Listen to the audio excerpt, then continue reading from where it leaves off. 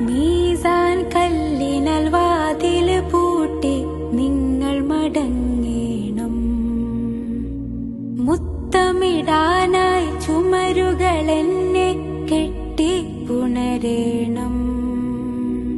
വാരിയെല്ലുകൾ പൊടിയണ ശബ്ദം മണ്ണിലമരേണം. വെള്ളലിബാസിൻ പുടവയണിഞ്ഞ് മണവാളൻ ചമയേണം. വെള്ളം ചേർത്തതിൽ കർപ്പൂരത്തിൻ അത്തറ് പൂശിത്തന്നിടണം. വെള്ളലിബാസിൻ പുടവയണിഞ്ഞ് മണവാളൻ